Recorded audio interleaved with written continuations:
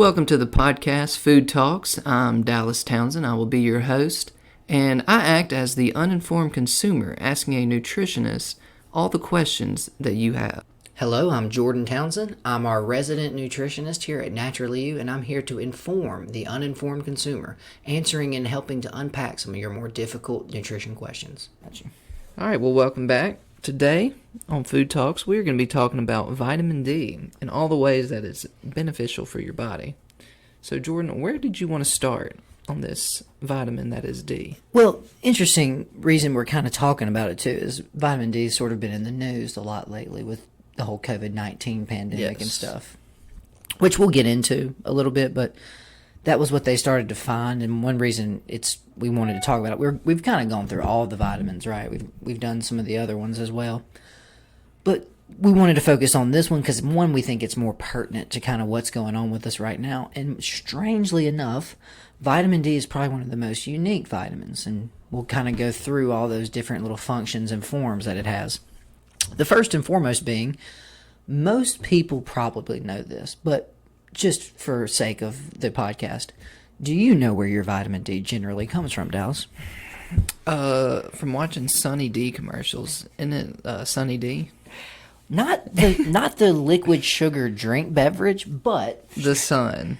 Weirdly enough, right? So I only make that point because, again, if you want vitamin C, you get those from vegetables, fruits, things like that. Vitamin A, pretty much the same way. All the minerals, all those things. Funny enough, there's really not any food sources, we'll get to the few that are actually a little bit high, that are actually high in vitamin D. So vitamin D is kind of this strange outlier as far as the other vitamins go. You don't get it in the same form or same fashion that you usually do. Meaning, you don't really get vitamin D dietarily. You can from certain really fatty fish. That's really the only source, and we can kind of go into why they're high in vitamin D anyway, because that's a whole other weird reason.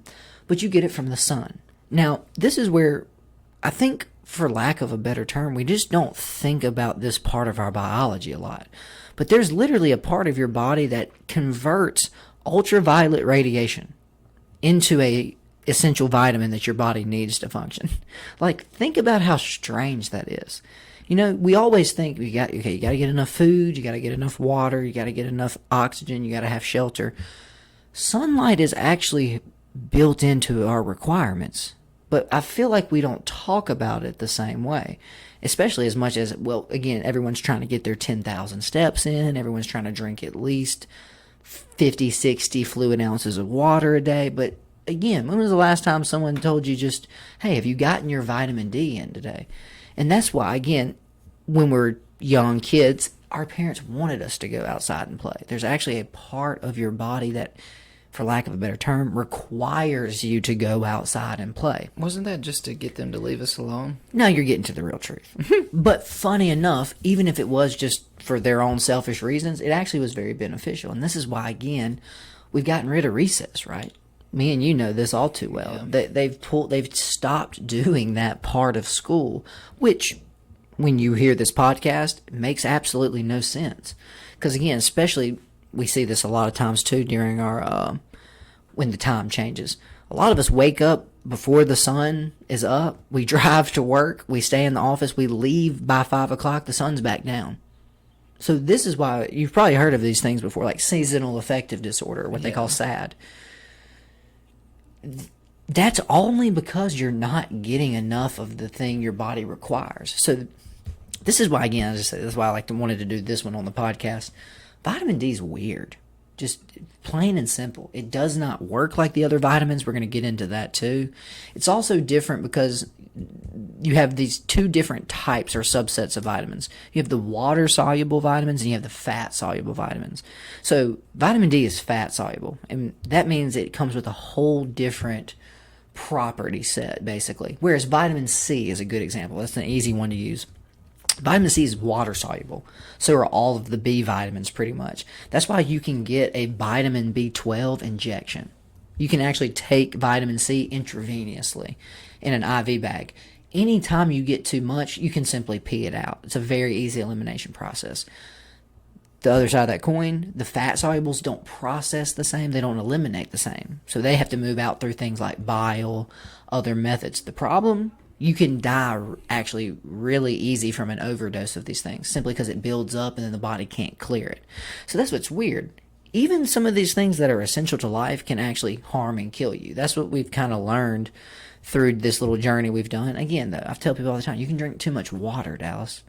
So, of course, you can get too much of vitamin D, any of the other ones. Vitamin E is also a fat-soluble vitamin.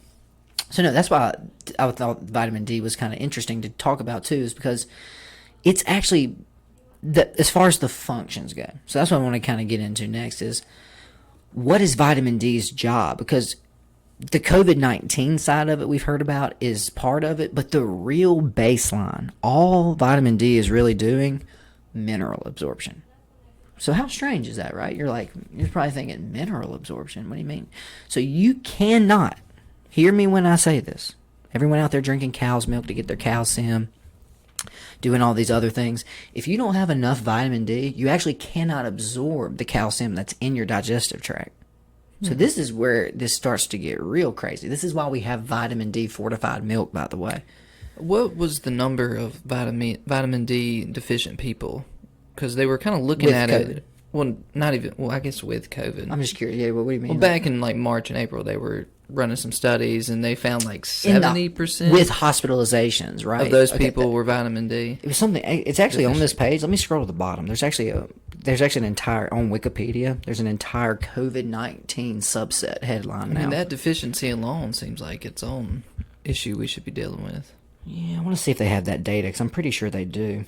Since, I mean, vitamin D is readily available, right? Well, if you go outside. So, and that's what we'll get to in just a second, which is it actually has several. There's a whole pathway there. It's probably why nursing homes are getting slammed. More importantly, again, you start to look at who's being hospitalized. People with contraindications. Okay, if you've got gout, and you got bad feet, you can't be active, how much time are you going to spend outdoor every day? You know what I mean? Yeah, we'll just roll you over by a window. Precisely. But that's exactly what I'm saying is, we talked about this a little bit. It's causation versus correlation. Is it that the people who are contraindicated and have low vitamin D are the ones ending up sick? Or is it because their vitamin D is actually low that they are ending up sick? It's probably a mix of both because it does.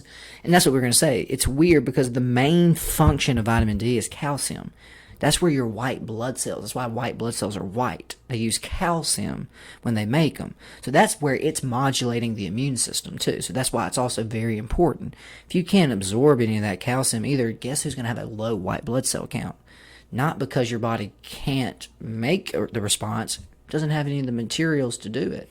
So yeah, just very weird, right? That's why I love this podcast really, Dallas, is we get to kind of go in and explain to these average people what's actually happening behind the curtains here. Because there's a lot, for sure. So I don't have the actual thing, but I think it was over 75%. I remember that. It was closer to 80, but it was over 75% people who ended up in the ICU had low serum vitamin D. So yeah, it was for this particular place where they ran the study. Well, no. I'm reading right here, Dallas. There were actually there were actually 27 publications specifically about vitamin D deficiency being associated with higher COVID risk. So this has not been just one. No, I thought that was very interesting. So they've been, and that's what's crazy, Dallas. That's 27 publications. Guys, it's March. This all started last year. Yeah. So that's within almost a year. I mean, how many would that be? That's like 2 studies a month minimum. Actually, 2.5-ish. So yeah, that's the thing is they've been looking into this pretty hard. So I say that just to say it's not 2 studies. We actually have a nicer subset of data saying, guys, you need to go outside and be active. Now, you know why that's funny. The other side of the whole COVID thing is, remember, it's very, very, very susceptible to ultraviolet radiation. Because remember, that's what they were saying is, in an open air space, COVID almost can't spread because it's being killed and beat down by that environment. So isn't it funny? The thing that keeps COVID away from you and the thing that keeps you more resistant is just simply going outside. How weird is that, right? That's just but you were told to wear a mask, make sure you quarantine, lock your house down. California, they wouldn't let you guys. Pull your shades down, actually put a blanket over yourself. It's like, wait, What? That can't be the only thing you can do to help prevent yourself from getting They sick. say trust in the science, but their science, not Well, no, the yeah, whole they're gonna- database that well, we've collected. Let's ignore the 27 studies that say you need fresh air and sunshine. Yeah. Because that doesn't fit the agenda right Of now. lockdowns and stay-at-home orders. So, let's, Stay at home, but on your porch. so let's back up to vitamin D for a second. So when this ultraviolet radiation strikes your skin, you still have a little bit of your plant DNA in there.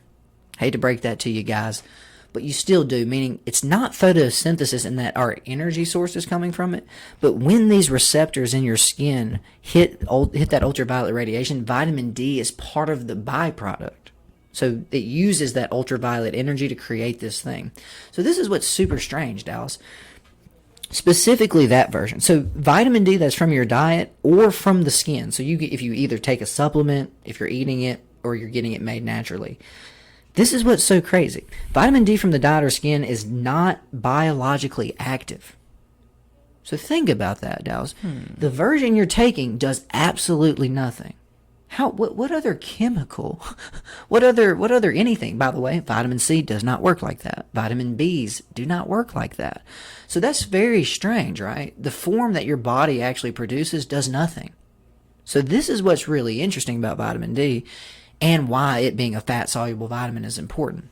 When it's initially produced in the skin, it doesn't do anything. It has to then go to the liver first.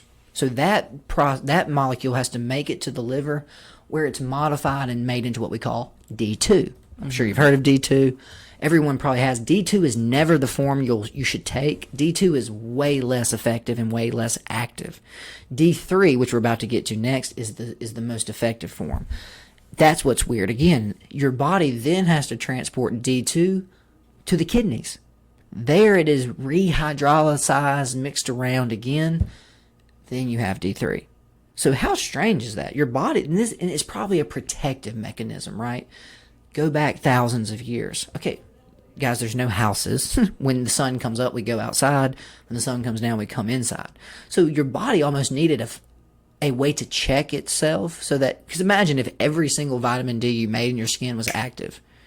We would have to get out of the sun. We could, after an hour or two, we would have to leave the sun. Or else we would overload our system. So you could even get in the sun, get plenty of sun, and still have a vitamin D problem if your liver and your kidneys aren't converting. Aren't working correctly or overloaded. Or So you brought up my next great point, which is it's not as simple always as just going and getting enough sunlight. A lot of times, because I say that, let's say you have decreased liver function, right? You're on a lot of medications. You don't have a gallbladder, so your liver's having to do other tasks besides modulate vitamin D. That can be a problem too. Let's say you're on dialysis, so you're having kidney issues. Okay, well now you got some D2 floating around, but you don't have enough of the D3 floating around. So yeah, it's that's how all of these things work, as I'm sure you've noticed. They're so much more complicated than I just take vitamin D3 every morning. So that's what I just thought was kind of weird. The form that you actually take is basically inert. That's just so strange to me. Because like I said, there's no other vitamin, there's no other medication, there's really no other chemical that we ingest that doesn't have any effect like that until your body gets a hold of it. Once the liver and the kidneys do their job, your final form is this. And this is what I thought was even stranger. There's another level. Did you have... I just make sure. I thought you wanted to add something. So I thought this was interesting too, is vitamin D3...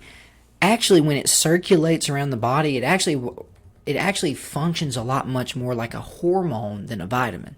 So this is what's even weirder. Hormones are basically, and I say that we've talked about this before. Vitamins are usually gears, like vitamin C, for example. You need 6 or 7 other little cofactors and things to make vitamin C work, i.e., once all those gears interlock, they can do something. One single piece of metal is not going to do anything. So vitamin D is completely different. Once it's turned into the form that it is, instead of going and activating things, turning things on, off, it basically works like a signal molecule. Meaning, what vitamin D does is it circulates through your blood. So it stays active and it just stays basically making sure your calcium levels stay stable. Because we've talked about this. Calcium does what we talked about this literally last week with the bones. there's so much more that calcium is doing in your body. Mostly your blood chemistry. Because if your blood chemistry gets 0.1% more acidic or 0.1% more basic, you can die.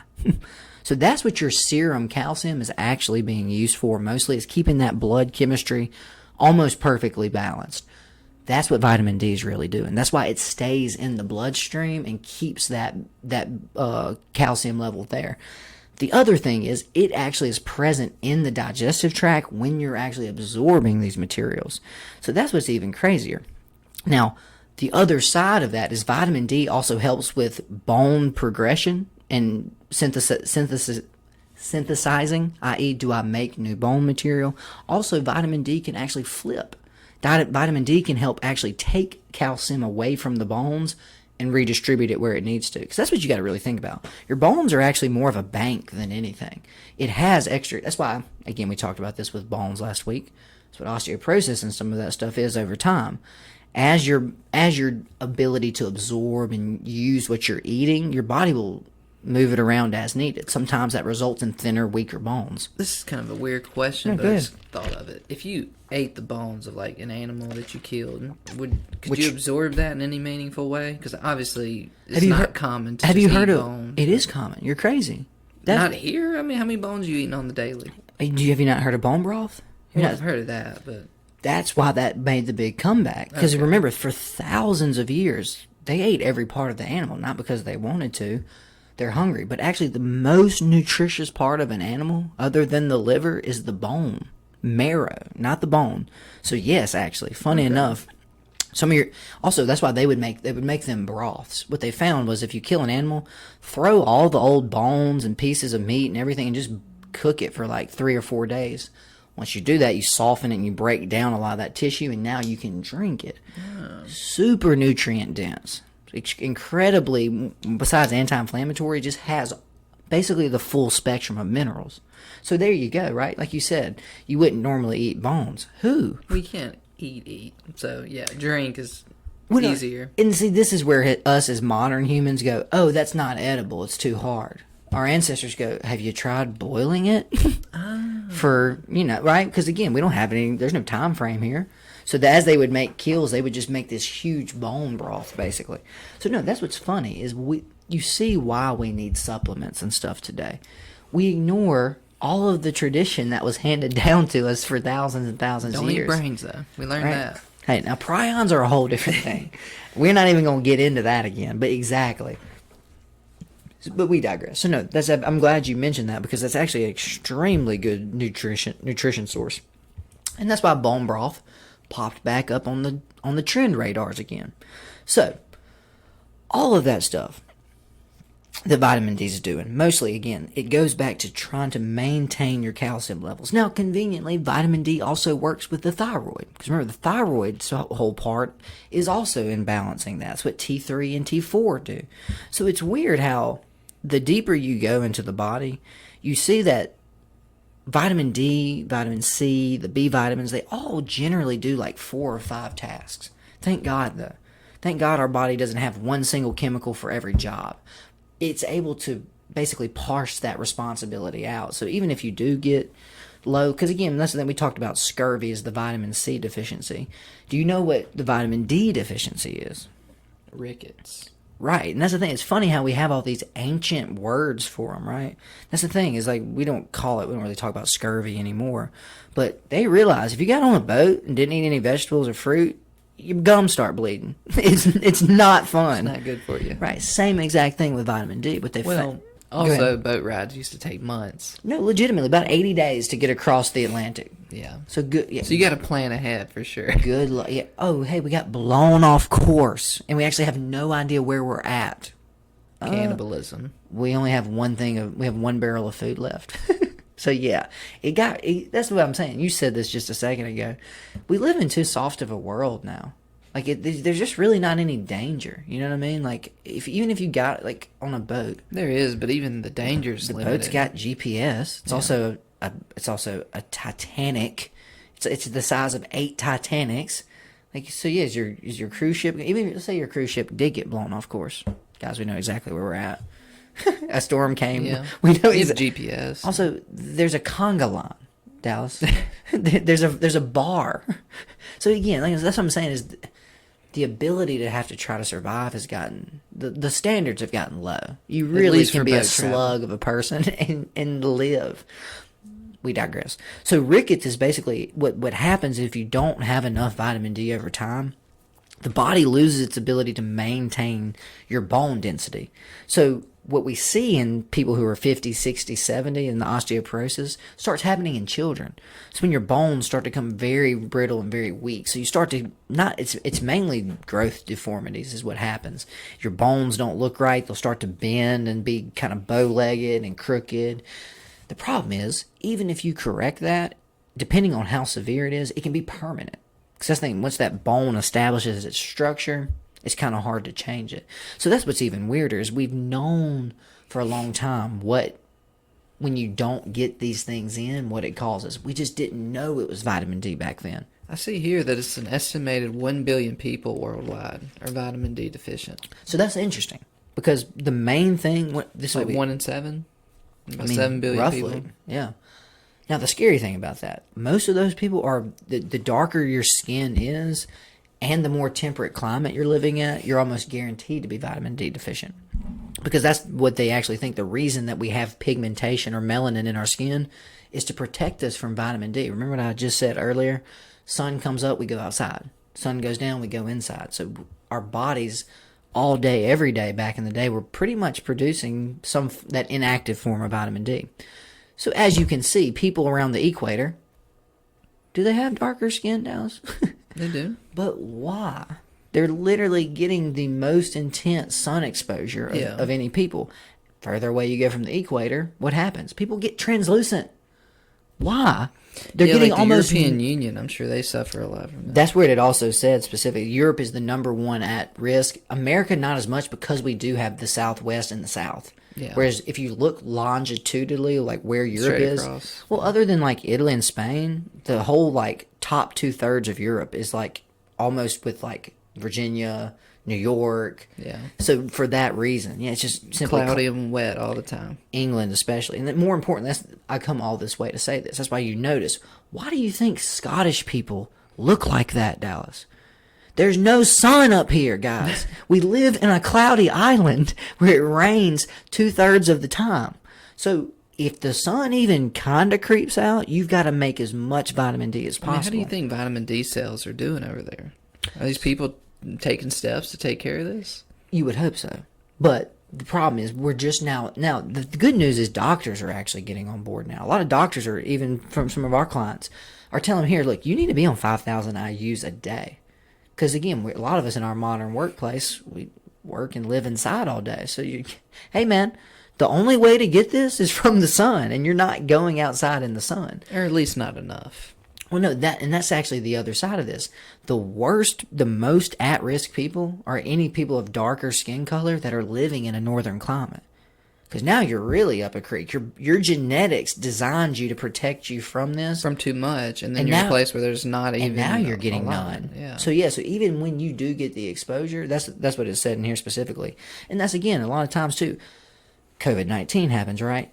Oh, it's disproportionately affecting African Americans. Well, So is if- COVID racist? Well, if or vitamin is it D is playing a factor? fact in this, guys, this is just your skin color is preventing you from getting your vitamin D serum high enough. So weird, right? All I'm hearing is is vitamin D's racist. Well, it wasn't racist, right? Exactly. all I'm hearing. Well, funny enough, right? A virus can't be racist, which is hilarious. But no, they say it's because poor communities, they're not It attributes, they're not but if allowed the vitamin D healthcare. thing has a factor in it, then that definitely. And that's adds what our up. podcast is on today. That's why I'm only pointing to that Yeah. that factor today. Yeah. I'm sure it's multiple, but come Well, on. everything's multiple factors. Wait, you mean it's not black and white 100% of the time? Never. Wow. We learned something today.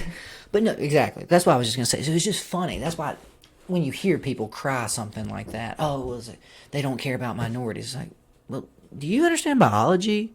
No, I don't. I just want to be mad at somebody Yes. because my people are being affected. Well, that's fine, but you're in the wrong climate, first off. Let's just be real frank about this. Me and you should be on an island. You might need to take extra precautions that other people don't. Precisely. So exactly, it's not that it's racist. It's that, oh, my serum vitamin D is much higher, much longer throughout the year because my melanin is lower. That's not anything other than my biology set up that way. But that's because me and you came from an island. We're supposed to be English. Supposedly, yeah. So now we're living in the deep south. So in some form, we're almost actually getting too much sun exposure. And you can actually, this is what's weird, you can actually, it's called sun poisoning. Actually, I'll do that for me. Just Google sun poisoning. This is what is actually an overproduction of vitamin D. When you stay in the sun too long and overproduce it, it can cause all kind of, get vomiting. Photodermatitis? When I Googled sun poisoning, that's what Yeah. That's sun poisoning. That's the technical name, right? That's the medical term for it. A form of allergic contact dermatitis in which allergen must be activated by the light sensitive to allergic response and cause a rash and other systemic effects on subsequent exposure. So yeah, right. It's just weird that they think what it is those you're overstimulating those vitamin D receptors. Like I said, it's over making them in that skin. So it's just weird. I just thought that was kind of funny. You can get too much of anything, guys. But then again, that's why people from closer to the equator, and that's why I'm not saying African, Dallas. Note that I'm not saying African. How many countries are close to the equator? Have you been to the Middle East? Yeah, I mean, the Earth's round, so... Right. Have you been to India? Yeah. Have you been to South America, like Central America? So that's what I'm saying. It's not just African countries. That's the main one we think about. But all of these countries all have the exact same problem. That's why their bodies made that melanin so dark to protect them. Hey, man, you're spending 16 hours every day in the most intense sun exposure on the planet. We don't need this much vitamin D. Yeah, it's just not helping. So yeah, thought that was kind of interesting how a lot of what we even see when I see somebody like that, it's just, hey, your ancestors lived closer to the sun and were overproducing vitamin D. Mine didn't. That's why my skin looks like this. Why I'm super, super sensitive to sunburn too, by the way. So it's just funny how, right, there's trade-offs in biology. You get some adaptations help you with some things, but then they actually hurt you with others, right? Yeah. Being taller is good, right? You'd probably be a better warrior. Turns out life expectancy is lower. Oof. Well, It's worth it. So, right, yeah, no, exactly right. Yeah, be tall if you can. But no, just funny. Like, I think that's just what's cool to me about the human body is every time it makes something better, it usually is a trade-off somewhere else. That's why we can't control hair color, right? That's why we can't control eye color. If you go in and change that, you got to change 9 genes. Turns out you're also going to grow an arm out of your chest, but your hair's blonde.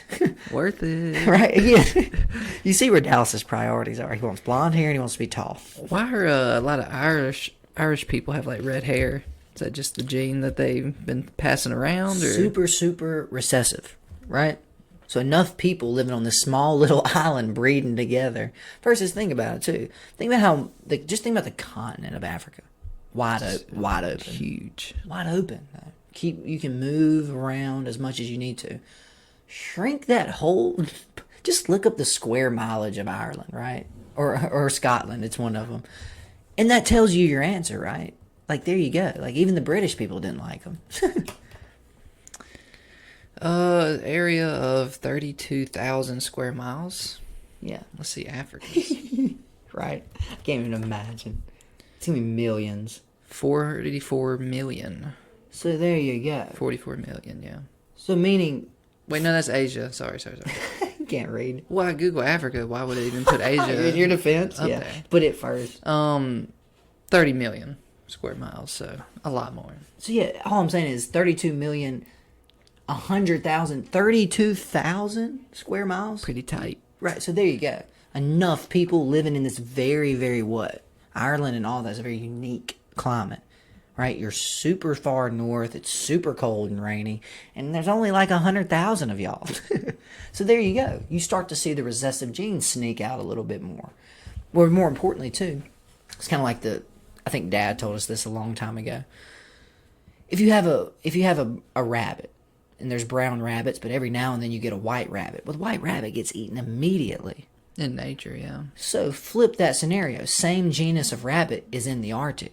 Well, all of a sudden, every brown rabbit gets eaten. That's why those albino deer, yeah. Only the white rabbits Stay live. rare. It's not that they're rare. Yeah, it's not that they're rare. you don't fit here. Well, they're rare because they don't last long. They get born, like, you're probably not going to make it to reproduction. But that's why, like I said, is it rare, or when you flip the environment, now all of a sudden the brown rabbit's rare? See what I'm saying? That's what's kind of funny about it, is all of a sudden, hey, man, you're the outlier. You don't make any sense to exist here because you're going to get eaten almost immediately. Shouldn't we see more albino animals up north where it's in, like, snowy climates? Wouldn't that make more sense? Well, how did you get the snow leopard, right? We have leopards. There's not nearly as many snow leopards either, by the way. They're way more like niche population. Sure enough, though, you go to the equator, it can support thousands of leopards. A mountaintop in Asia, there might be 100 snow leopards. All right. What else is there on vitamin D that you want to go into? That's pretty much it, man. That pretty much sums it up. Like I said, it's really mostly about bone maintenance, calcium absorption, and maintaining that immune system.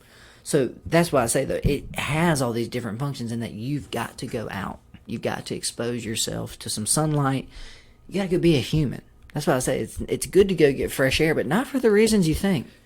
I just had a good thought. On our next episode, we need to go into pregnancy. I'm sure there's plenty to talk about that. Specifically? Or yeah, just about not like, vitamin D.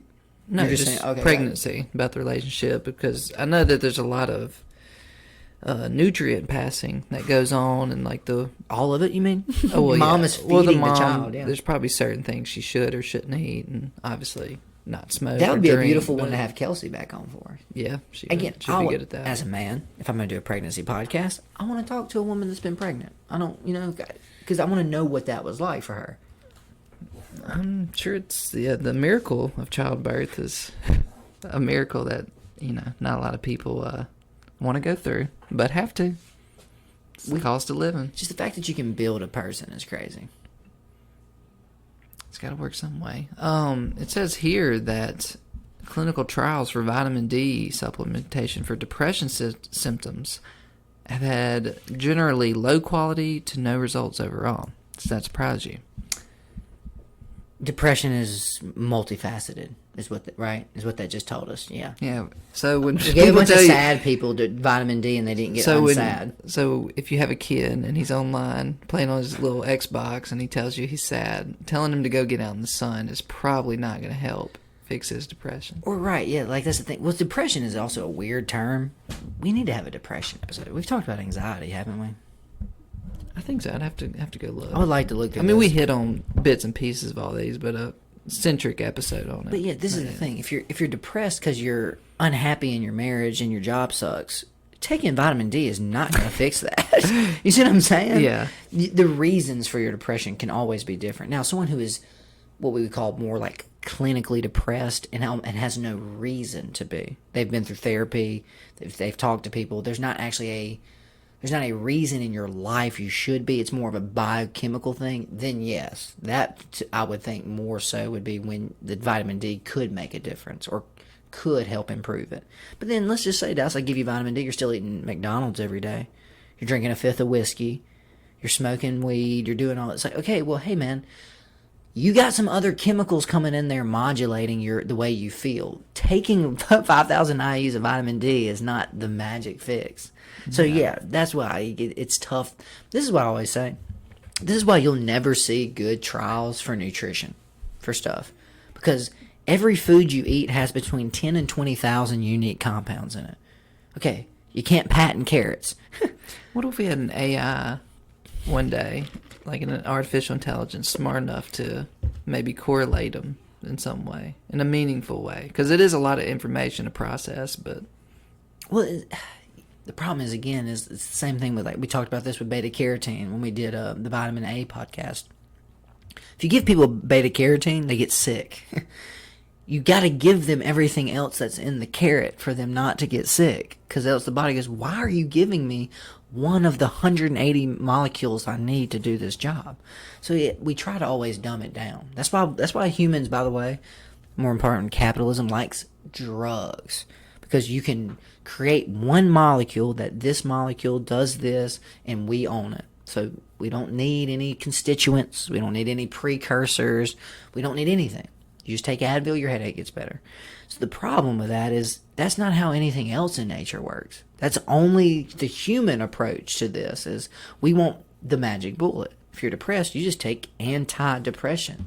This makes you not feel depressed. Well, it can make you not feel depressed. It's called masking your symptoms because you're still miserable at your job. You still don't make enough money. You're still in an unhappy marriage. Hey, taking a chemical that makes you okay with that is not a solution. That's what you think. It might be a Band-Aid, but long term. Do you see what I'm saying? That's why The U.S. government would differ. Well, that's why treating depression is worth a lot of money. Fixing people's depression is not worth anything. What do you mean we're going to fix all these people? Then what do we do?